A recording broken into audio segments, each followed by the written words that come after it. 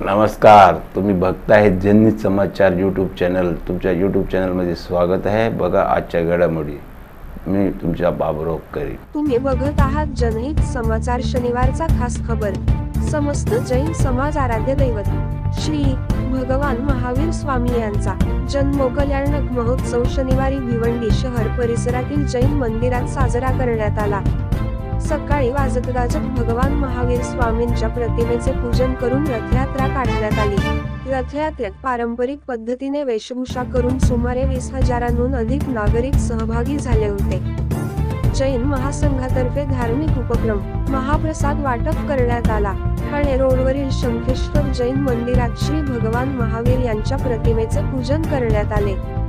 मिरवणुकीत मतदान करण्याचा देखावा उभा करून आवाहन करण्यात आले।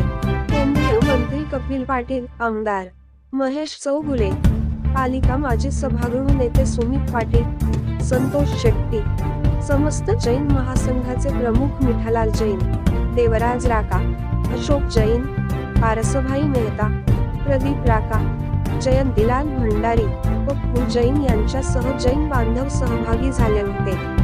रथयात्रा धामणकर नाका, गौरीपाडा प्रभुवाळी मंडई, नवी चाळ, बाजारपेठ, ठाणगे आळी रोड, कासाराळी, छत्रपती शिवाजी चौक मार्गे ही दुपारी गोकुळ नगर येथील प्रगती मैदान येथे संपन्न झाली।